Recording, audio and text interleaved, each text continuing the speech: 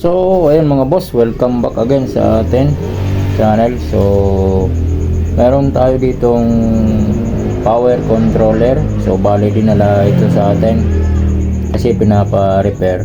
So sabi ni boss, so shout out kay Jan. So tingnan natin mga boss ang loob nito. So binuksan na natin, tinanggalan natin yung tornilyo para hindi na tayo matagalan. So ayan. So yan lang naman ang controller, power controller. So power controller ito ng Trident. So ito is resetable switch, fuse pala ito. Parang pinaka circuit breaker nya. So pag na-overload to, mag-off siya. So yan ang laman ng power controller. Ito yung sinasaksakan natin ng ating mga processor. Ayan. So bali mga naka socket lang, naka-insert lang yung mga ano nito, wirings. Naka-piston. Yan. So hindi siya nakainang. So kaya ito, ang gamit nito mga low current lang na mga appliances tulad ng mga processor, EQ, crossover, ganyan, maximizer. Pero hindi to pwede gamitin saksakan ng ating mga power amp. Kung nakikita nyo naman ang wiring nya, so maliliit. So bali ang papalitan natin dito mga boss, yung itong cord, AC cord. So ayan, kung nakikita nyo, lumobo na yung ano, yung cord nya. Malamang sa malamang ang laman nito is aluminum, may halong aluminum, kaya nawala. So testing natin, isaksak kung gumagana pa siya. Ayan, wala na mga boss. Ayan, wala, hindi siya gumagana. So ibig sabihin nito mga boss, yung cord yung may problema nito. So dati kung nagamit, nag-on pa daw to dati, siguro may connection pa. So kung manonotice nyo mga boss, ito yan, lumobo. So parang nagkaroon ng corrosion sa loob yung wiring nito. So bihira lang mangyari ito sa mga power controller. Depende lang kung nasalpakan ng katulad nitong cord sa supply na may pagka-aluminum. So ayan, may ano na, may na-open. So ayan nga mga boss, papalitin natin. So bali mga boss, ito may na-order tayo sa online. Dumating na yung cord na pampalit natin.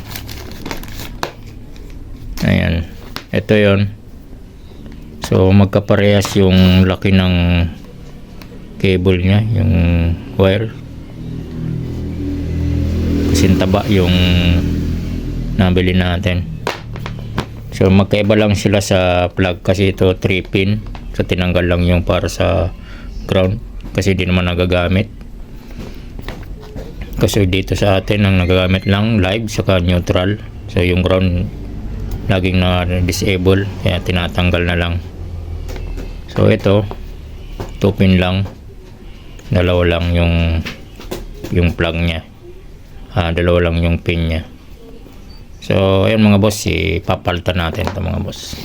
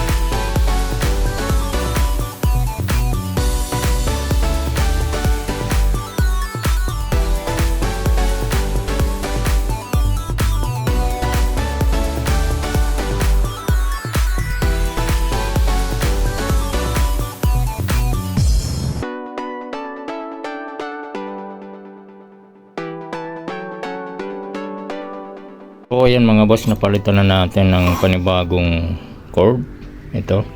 So bali ang gagawin natin dito is ihinang na lang natin dito sa wire na ito yung papasok para walang losses yung current, kasi nakasakit lang, naka piston tab lang ito. So may losses kasi yan kasi hindi fix, hindi maigpit. So dito rin sa thermal fuse circuit breaker nya, ihinang na lang natin dito para sure board na hindi maglulos yung connection. So ang nawala lang dito is yung ground. So okay lang yan, pwede naman tong lagyan ng ground. So dito sa tornilyo siguro diretso sa lupa kung in case man, pero ito babalik natin ito dito sa pinagtornilyoan. Ito kasi yung sa ground. So ang lilinyan lang natin dito is yung para sa neutral at saka live. So ayan mga boss.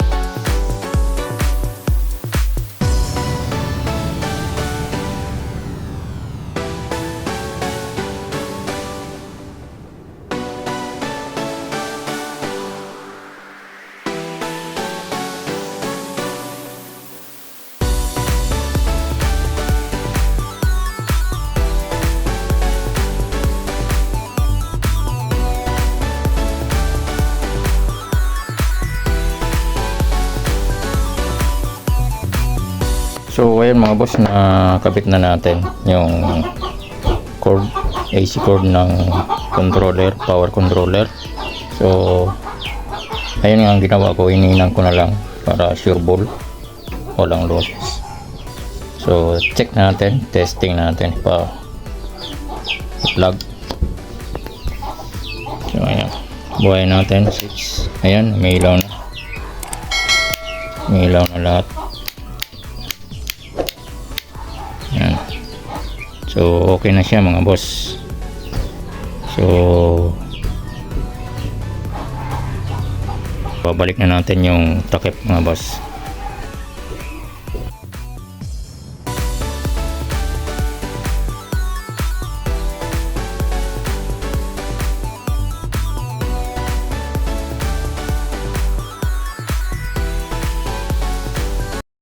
So ayun mga boss, maraming salamat sa panonood. So shout out na lang sa may-ari nito, kay Nox ng Bagong. Boss, okay na yung power controller mo. So maraming salamat sa pagtitiwala.